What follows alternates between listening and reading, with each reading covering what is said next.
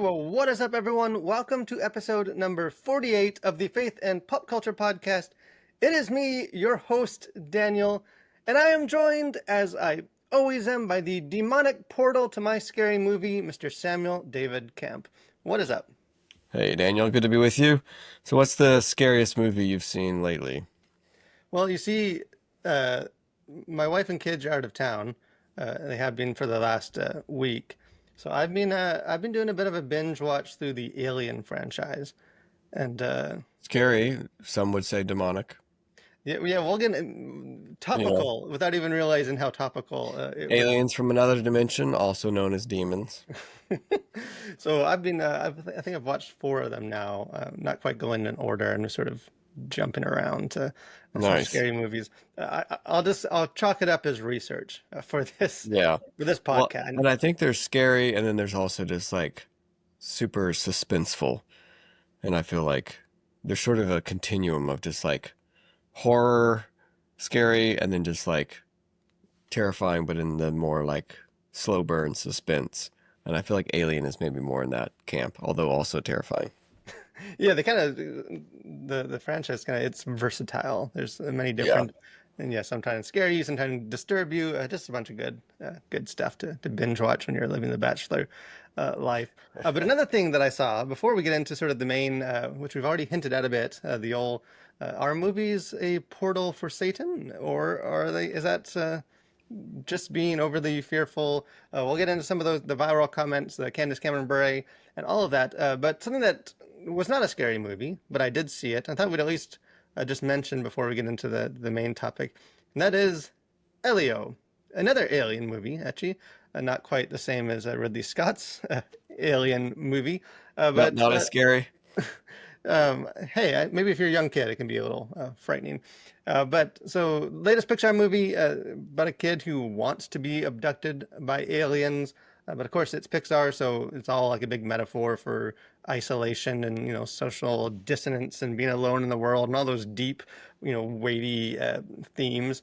Uh, Could you check out my full review for it? The short version is I thought it was good. I liked it. It's not like the best Pixar movie, but it's definitely like not it's definitely up there in like I don't think it's a classic that like I'll want to watch again, but I thought it was a well made movie. So could you check out my review for that? But what is interesting, which I thought we'd just mention, is that apparently not a whole lot of other people agree with me, or actually, well, the reviews are seem to be positive. It's just that not many people are going to see it to get those reviews. So Elio, it opened last weekend and opened to the tune of $21 million at the box office, which is actually not like terrible for just like a normal movie, but it's the lowest ever opening in the history of Pixar. So did not perform, I'm sure. And again, some of these movies you never know, like word of mouth, and I think family movies usually tend to like families aren't always like their opening night, like some like like other types of movies. So they tend to sort of have Yeah. longer life, and you don't know the full story of how it did until probably about the first month. But at least the first weekend didn't seem to do very well, which always sort of this, at least for me, like just begs the question of why, like why our audiences is sort of tired of these things. Is there other kind of like can we have causation between why is it that audiences have just lost trust with Pixar and Disney and we just want to go see any of this, or was there just too much competition? There's like the How to Train Your Dragon movie just came out the week before. Lilo and Stitch still in theaters. Maybe the simplest answer is usually just that it's just not a movie that interested a lot of people, and so people don't go go see it. Or uh, like there was like no talk of this movie. Like I feel like there was no big campaign to get the word out about it. I think the only reason I knew about it was because when we took the kids to go see the live action Lilo and Stitch, and like I saw a preview for it there. That was the first, that was 2-3 weeks ago, and that was the first mention of that movie, at least on my radar. And no, I'm not the target demographic, but I have kids that are, and so sometimes it's just like you just there wasn't a good job of like advertising it. Like I don't know what the marketing Like it doesn't seem like there was a huge marketing push for it. No, So because it's like, yeah, like, if you like, compare it to like Lilo and Stitch, like that was everywhere. Like yeah, a trailer before every movie, even some of their like AMC commercials were like Lilo and Stitch themed, and there's like merch and all this sort of stuff. yeah, Where Elio just sort of like it just sort of seemed like it came and no one knew it was coming out. yeah. You know, And they'd sort of heard of it, didn't realize it was like there's just no buzz about this movie. yeah, which is just kind of surprising to me because like, especially if it's like a brand new property, like you're launching a original story versus stuff like Lilo and Stitch, which is you're remaking a movie that's been out, for a decade or more now. So it's just surprising to me that they wouldn't have more of a push to get, because it's always that like, we want original stories. Why is Hollywood remaking everything? And then it's like, well, they do, and then no one goes to see it. And it's, the chicken and the egg. Yeah, there is sort of this like self-fulfilling prophecy thing going on of, Yeah, like the How to Train Your Dragon movie did well, Lilo and Stitch did well. Even like looking at like the Pixar movies, like the last four times now they've tried to like launch an original sort of series, like this one and like Onward, Lightyear, which I guess is sort of original, adjacent. but it's still kind of connected. And then like Elemental, like have all been among their worst. Like really the only successes they've had are the ones that like Inside Out 2, like the sequels and like, Toy Story 4. Yeah, Like it's like anytime they've tried to, so it's sort of, yeah, you're right. Like this Hollywood doesn't make new things, and then it's like, well, we're just gonna go see the thing we've already seen, and we don't yeah, really, which again, it's always you can always read more into those sort of things. But I think it is interesting, and I do think there is a component, an aspect of like just a mistrust from family audiences towards Hollywood at large and animation, and it's sort of like, well, some of these things we already know are a bit of a safer bet than these new things, which we might not have, right. as much control over. So I don't know. I think it's a good movie. So if you have kids or you just like Pixar movies because they're good, uh, you can check that out. But one of the things that you should be more cautious about is when we allow movies to open a portal into our home to unleash the demons of hell into our living room and perhaps even into our very soul. So this is sort of this What a is pivot, Daniel. Like yeah, that's from Pixar to demonic soul eaters. yeah, that's how you do a segue. You Yeah. just shift right into it. That's why you're a professional. So this is there's a lot of stuff to talk about with this because it's something that has become like a conversation because of some comments by a Christian celebrity, which we'll get into, but like especially for someone like me that sort of I'm reviewing and having comments and sort of in this, it's it's like a conversation that's been around for a long time. It's just Yeah. sort of the phrasing of it's a portal and stuff kind of made it more concrete because there is sort of that like the understanding that I think everyone, at least everyone with like discernment, will recognize like movies influence us, like whether that's dramatically or just our emotion, like they do impact us in some way. Like it's not, we're not totally neutral with that. The question is sort of, to what degree do movies Right. influence us? And there's sort of always been like the spectrum of like on the one side you have sort of the, it's just a movie, man. It's just a story. This doesn't really affect me. Like sort of like, it's completely no influence on us. It's just movies, disconnected. You sort of have that extreme. And then you have the other extreme where movies are a portal to let Satan into your life, and you got to guard against them and, go chuck your TV outside into the trash bin just to be, out of an abundance of caution. And I think most Christians probably live somewhere in the middle there. Like they sort of Yeah. draw the line somewhere in the middle. But so the kind of what sparked this conversation for us to get into was Candice Cameron Bure, who's seems to be in the news every week for some comments that she's making. She's sort of like become sort of the spokesperson on behalf of the Christian faith or the evangelical sort of entertainment world faith. But she had a podcast, or she has a podcast, and she had an episode, season 10, episode 7, which came out like a week ago, which was titled, Is Watching a Scary Movie Bad for Me, or is it just fear talking? And on the episode, she's with one of her sons, and then like her pastor or pastor friend. It's like the three of them, and they talk about different kind of issues and stuff. But the comments that got the most like playtime were, and the title of the episode was on just sort of the idea of sort of her approach, her like philosophy towards the question of how films impact us. So I'll read sort of some of her quotes that have got the most that kind of have popped and sparked a lot of discussion. And then I think we can get into sort of what we think of her comments. So she says, she's talking about sort of the portal, her kids, how she parents them. Says, like if you're watching this or you're playing this video game or whatever, that's a portal that could let stuff into our home. I don't even want someone watching a scary movie in our house on the TV because to me, that's just a portal. And then she continues, says, listen, I'm in the film industry. I understand how all it works. I know that a movie has a crew of 200 people and they're lighting it and they're adding sound effects and makeup and camera and people and actors. However, there's still something that can be incredibly demonic while they've made it. And I feel like it's a portal that gets opened up and let in. So pretty strong. She's definitely on the one extreme of that spectrum where movies have great influence on us, to overpowering influence on us. So I thought we'd get into that real quick before I can get your thoughts, Sam, and we can start breaking this down. I would, as way of a disclaimer, just so we're sort of clear with this, I think everyone's entitled to their opinion. Like I'm, the last thing, especially as a parent myself, like, you know, I I think that's a decision that everyone makes. I think even like me and you, we're both parents, but we probably would fall different places with movies and what we do with our kids. Like, I think it's a complex issue, and I think any Christian that thinks they've figured it out is probably foolish or arrogant or a mixture of both.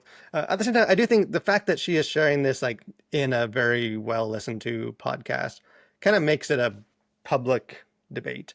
So Yeah. sort of what I want us to do is not necessarily, like we're not challenging her or saying she's wrong because she's doing this, but I do think by her presenting her, her view on sort of this stuff in a public way, it is valid to sort of get into that. And so with sort of that, Yeah. waffling and disclaimers and stuff out of the way, what are some of your initial thoughts and reactions to her comments? Like, have you, seen your TV as being in fact a portal to let Satan in?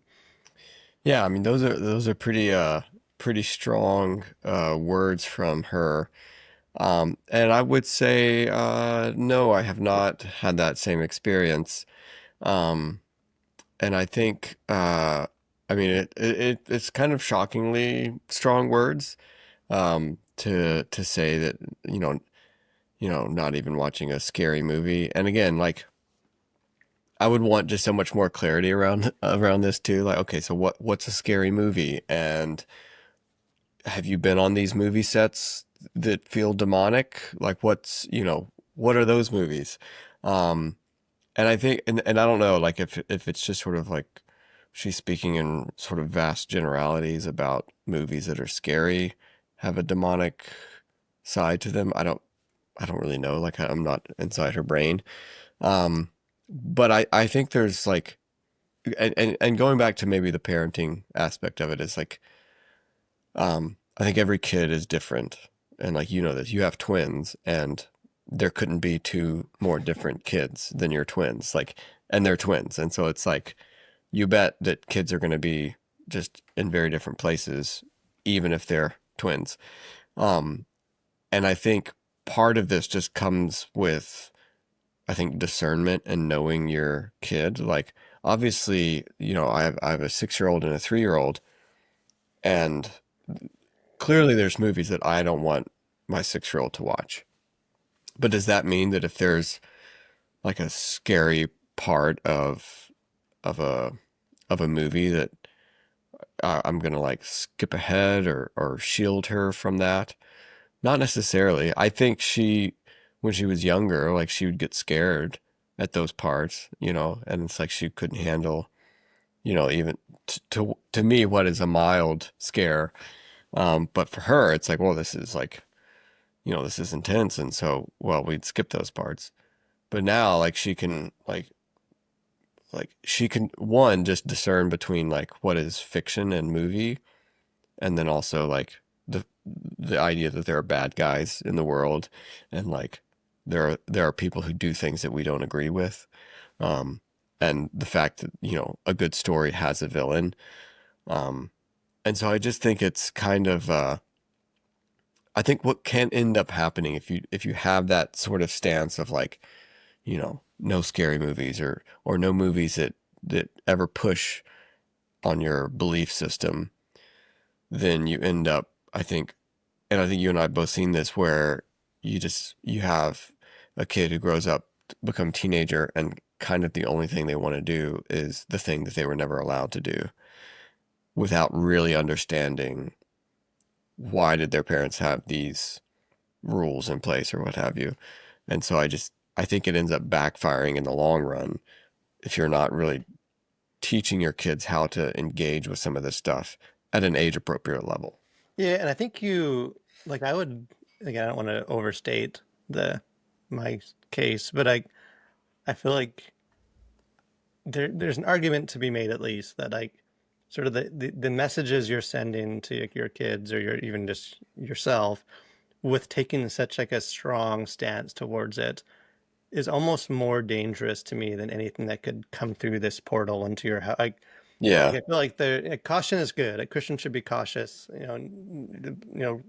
Every Christian should. If you don't think so, go read Proverbs or, this whole book just telling you, don't be an idiot and just go do stuff. Like be Yeah. wise. Be prudent and, it's like caution's good. But I think like fear is bad, especially as a Christian. The Bible also says much about that. And like, Yeah. I do think at some point caution sort of crosses the line into fear, where this is not a healthy caution of like this actually reflects things about a view of God that I think is more troubling than the fact that this movie was real spooky and had a haunted house and even some spiritual kind of stuff. And that, like, I think it, like, because the sense I always get from these sort of comments is that they sort of like implicitly like imply that like Satan is like at least, on equal footing with God, if not more powerful. Like we, as Christians, we are utterly powerless against Satan. And like, we can't open a portal because, then he's in our house, he's in our life, and he's, we're just sort of swept up in that and we can't resist it because, Satan's, so big and so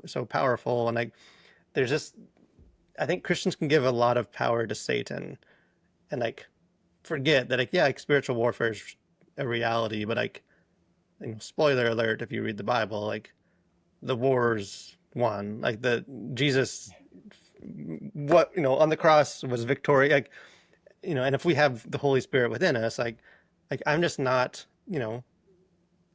fearful of that kind of stuff. Or like yes, like I don't want to let a bunch of junk into my mind, and like just like content wise and filth and some of that sort of stuff that is just not like edifying. But like just this idea that like, well, if you watch it and it's spooky and it's again like you said, don't know exactly what she means by like scary movie, but like you know but just this idea that, well, if you watch it, like you have no power against that and the Holy Spirit within you has no power. And like I don't know, I think that sends a more dangerous message to like my kid. I don't want my kids to think that like you know you're a Christian but like Satan's really powerful, so like Yeah. we don't want to have any kind of portal in, because if he gets his through the walls, like he's just going to take us captive and there's nothing we can do. We can't engage it, we can't thoughtfully think through it, we can't resist it, we can't talk about it after. Like it's just he's too powerful for that. And like that's always the impression I get from these sort of comments is like,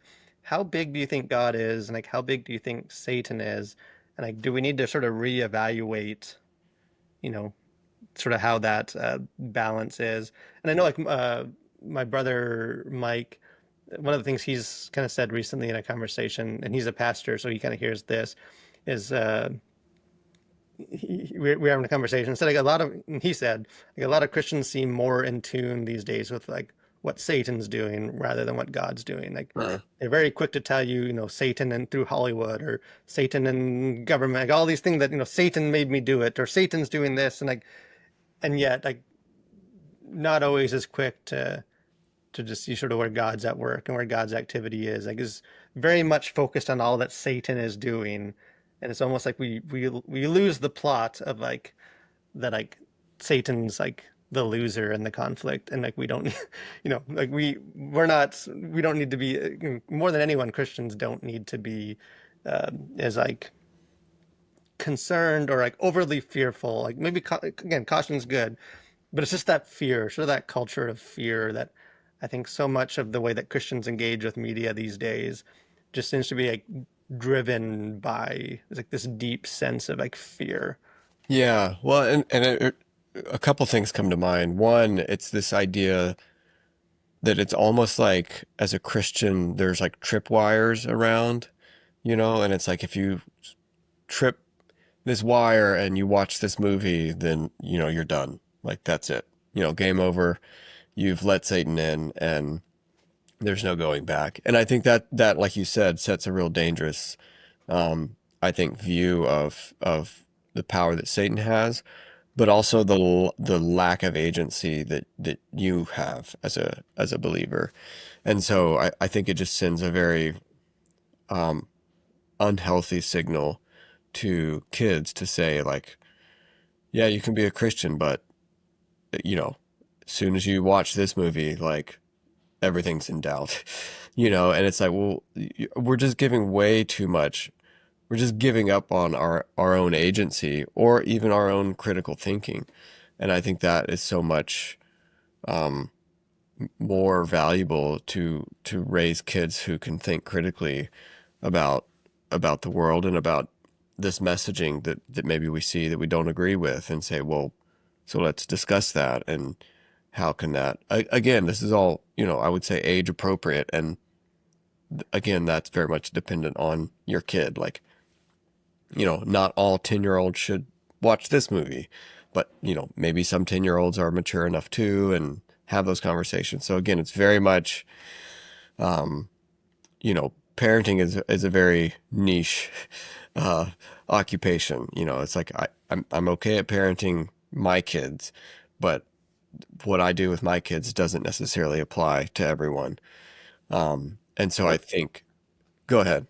oh, I was gonna say, yeah, what comes to mind is like the whole like meat sacrifice to idols thing too. Like Yeah, the this idea that like this is like deeply rooted in dark, evil, pagan spirituality and demonic stuff.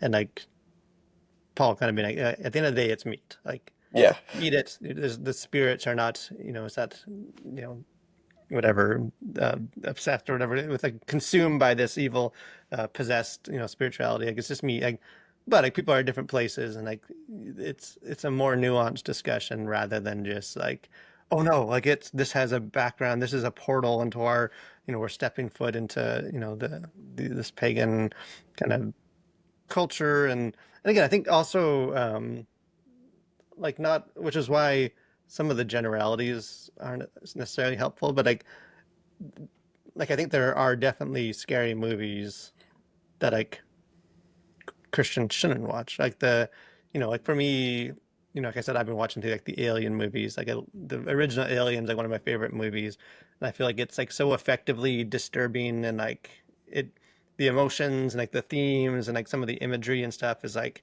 you know, definitely not for everyone, but yeah, I find it very effective.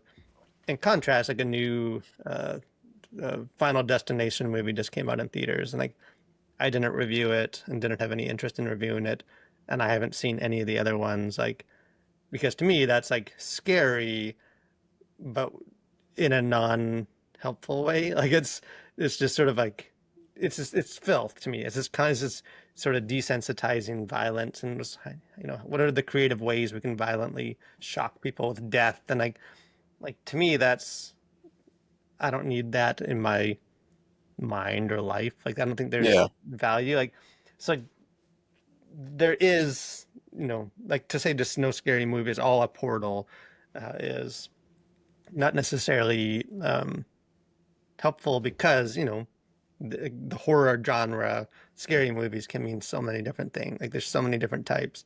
yeah, The same with any other genre. Like there's some comedies that are edifying and some that are raunchy and not edifying, and we don't need to watch those. Right. Like there is sort of that di discussion. I kind of two verses that kind of come to mind that I think kind of can speak to this. One is a verse that I use all the time, Matthew 10, 16, where Jesus says to his disciples, like kind of his commissioning of them, it says, "Look, I'm sending you out like sheep among wolves. Therefore, be shrewd as serpents and innocent as doves." And there's like debate. I guess, what does it mean to be? Like, I think we all know what innocent as doves sort of means, like, or we Yeah. think we do. But like, what does it mean to be shrewd as a serpent? Like, especially in this context where like biblically and like in that first century world, like snakes, like, it's sort of shocking that God or Jesus uses snakes because Yeah. they were so predominantly, and religiously and culturally like bad things that like it's sort of like a shocking metaphor to like you should be like a snake, like, oh, are Yeah. you kidding me? Like the one in the Garden of Eden, like the one biting the heel of the woman. Like, what is this all about? But I think it does what with however you sort of interpret that. Like, it does seem like those are two things. Like, there's innocence, and then there's like shrewdness or wisdom, and like that the goal is not just be innocent. Like, and again, I think that they go together. I think Yeah. shrewdness helps you preserve innocence, but I think there is this idea that like as you're in this world of wolves, like the mission is not just to like sort of barricade yourself and like preserve your innocence, because you also need to be in the world and like have wisdom and be shrewd as like a Which that, reminds me of like the parable of the talents, right? Where, you know, the one guy who kept his money and just buried it and, hey, look, like I didn't lose any of it. And, the master comes back and is like, you're a useless servant, like why didn't you at least like make a small, interest on, on the profit, even if you didn't like double your money. And I think it's, maybe that's misapplying um, that parable, but I think that's sort of the same idea that like, we don't just sort of lock away ourselves to preserve, like we're not meant to be preserved in this sort of, glass case so that, we get to the end of our life and we can say, oh, look, you know, I was never tainted by evil. Um, and I think that's, Jesus asked us to go out into the world. Again, not to like, you know, become cynical and you know, tainted by the world, but to engage with it in a way that's meaningful and that in a way that's redemptive. And I think part of the problem with sort of caging yourself off is that you're not able then to engage in redemptive activity and redemptive storytelling or redemptive conversations with people because you're so disconnected from the world you're living in. Um, and then, so I think the other thing too is kind of going back to our conversation last week of um, sort of the Christian industry. And so people like Candice Cameron, I think it's, they maybe the more cynical approach is they would say something like this because the thing that they have to offer is like this safe, uplifting, comforting message in the movies that they make and in the shows that they do. It's sort of the Christian radio side of it. It's like, well, this mentality of like, don't let, anything that challenges your faith into your life. It's very convenient if your business is only that which is, you know, powerful and uplifting and happy and joyful. And so I would just sort of take that with a grain of salt as well. Yeah, it's definitely, yeah, creating the demand for what you have as the supply. Like, there's definitely a component, I think, of that. Like, yeah, because like her movies are very much, like, I know she's not at Hallmark anymore, but like she's doing the Great American Pure Flix thing now, which is essentially even more Christian Hallmark Yeah. type movies. And I think there is, yeah, I think you're right. Like the sense that like, like Christian radio, like Christian music, safe and fun for the whole family, positive, encouraging, Fish SM, like all this kind of Yep. stuff. Like this is like implicit idea that like the point of all this art and movies and stories and things is like just to like constantly feed us in like an almost like therapeutic kind of cheap sentimental way of just like we just need everything around, we need to only have stuff that like don't be scared, be uplifted, like like Yeah. everything, don't be disturbing, like be inspired, like it's very, everything sort of exists just to build us up in that way and sort of in this safe, like so that we never, like it becomes a very escapist, like Yeah. it's everything is, it's sort of this fairy tale with everything happy endings. And because even like the verse that gets thrown around for this conversation about like the portals and the movies entertainment a lot is like Philippians 4:8, which is the famous like whatever is true and honorable and just and pure and lovely, commendable, if there's anything of excellence, if there's anything worthy of praise, think about these things. And like that's the verse that almost always gets pulled up to like are you, you're watching this horror movie and like we're going to hold up this Bible verse, like are you saying that this is, these go together, like, and I don't know, I think we misuse sort of that verse that like like there are a lot of things that don't fit into that verse, like sin, like Yeah. where does sin, is that lovely or commendable, like you know like obviously Jesus's sacrifice is lovely and commendable, but like what about just the nature of our own fallen sin, like that's a pretty big part of the gospel that sort of the gospel doesn't make sense without, like, but that's not necessarily lovely and pure. Like that's a harsh truth that we got to be confronted with, and we should be unsettled and disturbed by, or even just like suffering in the world. Like, is that worthy of praise? Like, what is that? Like, but as Christians, should we not feel,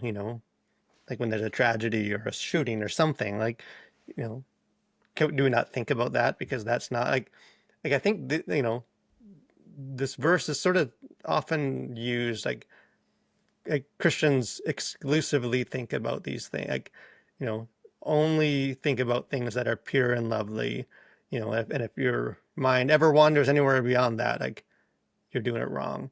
Where I Yeah. just don't think that's the point. Like I think, like I always see these verses more as like sort of like the North Star kind of guiding, like, hey, there's a lot of stuff in this world, like, kind of look this direction, go that direction, things that are excellent, like, focus, move in that way, but that doesn't mean like that's the only things that we can ever, that we can't, we got to guard ourselves against anything that's not just uplifting and pure and lovely and good, like, you know that I think by not allowing ourselves to focus on like the other stuff, we actually like cheapen the stuff in that verse, like we Yeah. lose the need for it, or like we don't really understand that stuff without, we don't really understand light without dark kind of thing. Like I feel like and for me, I think that's always, and for I think a lot of Christians, like things like horror movies, I think that's why they're effective and why a lot of Christians, either they're a portal to let Satan in, or else a lot of Christians that like this love, like that's their go-to genre. And you sort of have these very polarized opinions towards the genre. But I think for those of people that like enjoy it, that's sort of what makes it effective, is like you're just sort of seeing brokenness and sin and evil and like darkness, and like you contrast that as a Christian to what we know, the Philippians 4:8 stuff, but it's just like that helps to like just give context to that and like deeper emotional understanding to, like I think there's a very edifying, in moderation with discernment, like there's a very edifying component to and value to being like disturbed and freaked out and like unsettled by violence and spiritual darkness and stuff, like I think without some of that, it can be a very shallow, superficial, like you know kind of gated community approach to Christianity that's like, I don't know, like is that, do No, you, I think you're right there. Like you insulate yourself against negative emotion, let's say, and I think what a better, Like, what a great way, though, to experience the emotions that you may not otherwise experience except for great stories. And I think a lot of what makes stories really great is it puts you in the place of the characters of those stories. And sometimes those are really dark places. And I'd much rather experience those sort of dark emotions uh, through the lens of a story, whether it be a movie or a book, that you say, wow, how would I approach this? Um, Even like that, I haven't seen the movie yet, but it's called Silence, the No, the Scorsese. Scorsese No. movie. Yeah, like so, and there's another one that I saw recently. It's about a missionary into, I think he was like in Canada to some First Nations tribes. Like this was way back in the day, and it's a beautifully shot movie, but it's wrestling with some really deep questions about faith, about colonialism and just all of these things. And it's like, what? Like, I hopefully will never find myself in that position, but I think it's so valuable to let those sort of emotions in and confront those and learn from those and hopefully make you more of an empathetic person when you meet people who have maybe not had the same life that you've had. And so you're able to then to communicate with people more effectively. And I think, even if you want to like look at movies from a more utilitarian perspective and say, well, if nothing else, this movie is good at helping me share the gospel more effectively. Like if that's the only thing you get out of it, okay, it can still be like a great movie. And like I'm of the mind that like there are great movies that aren't necessarily Christian, but they're just really good stories. They're well told, they're well executed and shot, and it's beautiful and cinematic and all the rest. But I think there's so much more value in allowing yourself to like experience all of these emotions that you probably wouldn't get elsewhere. And like maybe a less um, toxic version of this would be Interstellar. Like I watched that, for the first time, years ago. I wasn't a father, and I thought it was an amazing movie. And then I watched it again like 10 years later, and it's like, boy, like it just hits you in such a different way once you become a dad. And just, which, I think I like was aware of that dynamic the first go around, but it's so much more like potent the second time once you've, like, since I had become a father, seeing that, like, all of the complexity of emotion that main character was going through, watching his daughter grow old before him, which, I mean, again, it's such a sort of crazy film, but it's tapping into some of these emotions that, like I don't think I'll ever be in that position. Like I'm not planning to do some interstellar travel and, all of that, but it's worth, I think, contemplating some of those things and helping you appreciate, maybe the time that you do have with your kids. And okay, am I being the best father that I can be? That it does it in such a way that just like, reading a how to be a dad book isn't going to do for you. And again, I think this goes beyond just parenthood and being a dad, but there's all sorts of stories and emotions that we can get from movies that aren't exactly aligned with our theology or, our worldview that Well, can yeah. be Well, I very think helpful. yeah, like, I think like at their best, I think what makes movies powerful. I think you could say that about all art, but I think movies almost more visceral than other is like they like put us in tune with like our humanity. Like they, Yeah. whether it's you're experiencing things that are from perspectives that aren't your own, or it just amps up these emotions, like of romance or horror or all these, all these things within us, like, and it just sort of amplifies them so you experience it more potently and you can kind of process it. And like I feel like that's why movies are, beyond just sort of the popcorn munching entertainment. Is like Right. it just helps us sort of like reminds us and helps us feel like more deeply what it is to be human. And I feel like for like and like part of being human is mortality and fear and despair and dark, like, which is like why I think to only focus on just sort of the light fluffy stuff and like scary movies are synonymous with like evil and demonic and bad and should be avoided, like is that you're missing out on experiencing and like wrestling with that very real part of sort of our humanity. And I'd say this, and this, see, this might not make any sense, but like in my mind, it makes sense. And it's sort of the idea that because people always say, it's not just a movie, like, and like I agree with that. Like, I don't think a movie is not just a movie, because it influences us and it's not neutral, but like at the same time, like it's just a movie. Like Yeah. like a horror movie that has like spiritual stuff and possession or whatever, if like that brand of horror movies, like the people making that movie are not like, a satanic cult. Like it's not, no one making that is thinking that's real. Like Yeah. Well, and I think even if the people making it were a satanic cult, don't give that thing power over you, because I think that's what some of this gets at, is like you're now giving over the power uh to have this influence over you. You're now giving that away to this just a movie, you know. yeah, and I think it like,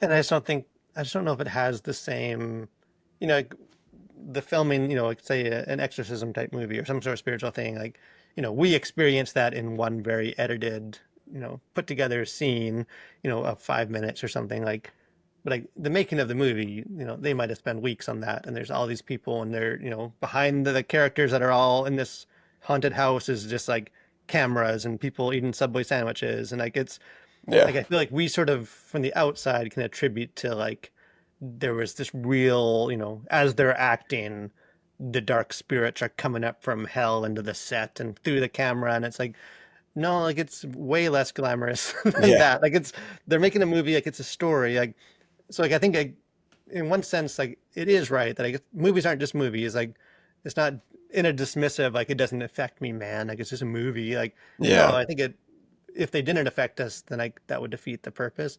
But it's just that like the stuff we see on screen is still just a movie. Like when I see, some sort of spiritual stuff in a scary movie, like I don't attribute any like real world stuff happening in that. And like, that, I may as well be going to, some sketchy witch doctor, off the beaten path and like truly, experiencing psychic readings, and that's the same as if I were just to watch a movie. Like they aren't real life. Like they Right. reflect real life, and like I think because of that, like I think I mean, like it's not a scary movie, but like for the magic, like this, like the Harry Potter conversation of like it's like okay, when the kids are like shooting fireballs out of their wands, like yeah, like that's magic, but like that's also not real. Like Yeah. nothing about that is real. Like so, like, I think that's why like like, and I don't feel like I'm you know going against the Bible and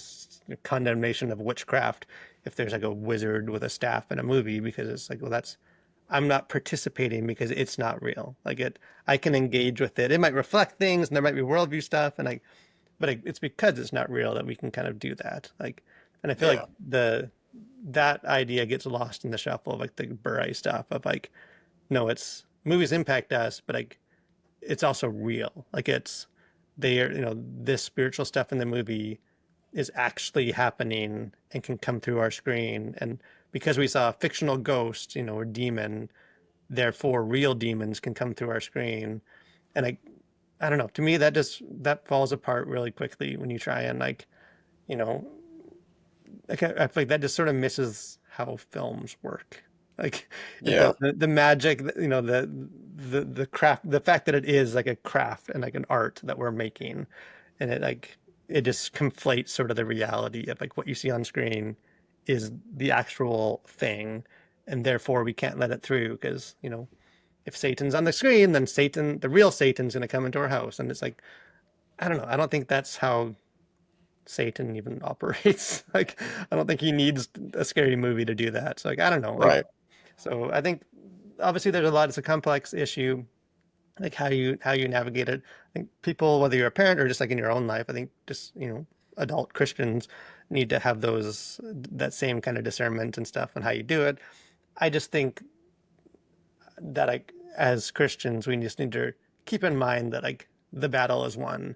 And like, I think be cautious, be prudent, be wise, discerning, do be innocent as doves, but like just don't be driven by a sense of fear that like don't give Satan too much power that like we are powerless against him because that is definitely not what you see with when you read scripture and you see Jesus interact with demons and Satan and Yeah. all that stuff. So I don't know. I think it's I'll be curious to see sort of. I've seen even other comments and celebrities sort of weighing in on this and seeming to sort of agree with her. But I think regardless of if you agree with us or not, it's definitely I think a question worth considering. But speaking of something else that's definitely worth considering, which may in fact open up a portal through however you're engaging with this podcast and infuse intelligent, cultural savvy, and things into your life. And that is the final segment of this podcast, which is things we like that you should like too.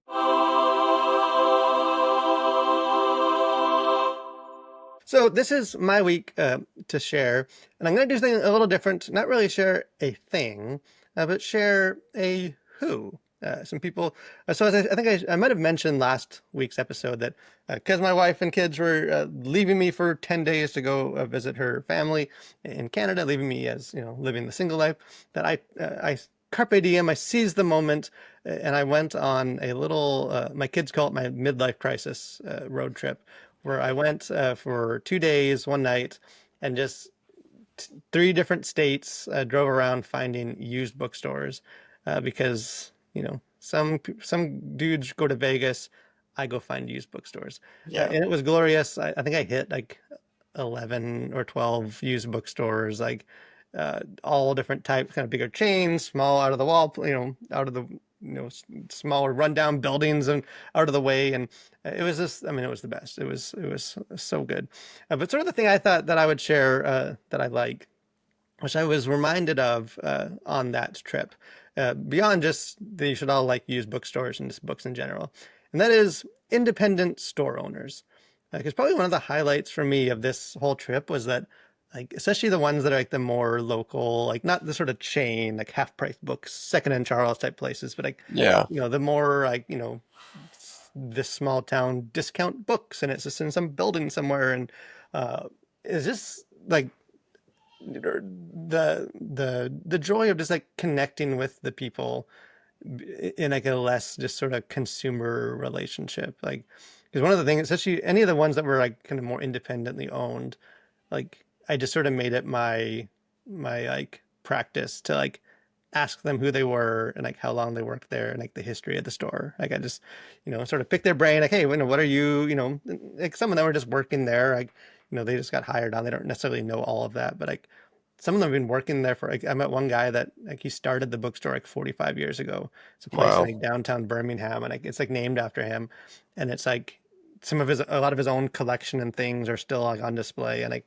and he was the one checking me out. It was the two of us in the store, like it's an empty store, and like just talking to him about that, and like I don't know, it was just super fun to like hear and like this the different stories of like how people got into that world, and like because like in some ways spending 2 days doing nothing but driving around and like spending money is like a very like American consumerism type thing, but it's just the experience you can get in contrast to like just cooking twice on Amazon and having it show up and dropped off at your door and then like waiting until they leave to go get it. Like just that like, actually talking to them about the thing and like asking them, like these guys like no, these like disorganized bookstores and it's like, hey, do you have this author? Oh yeah, and like they're pulling things around, they know where everything is, and like I don't know, it's just I feel like that's the thing we sort of lose going more and more like digital shopping and all that kind of stuff, or just like Yeah. big chains and stuff.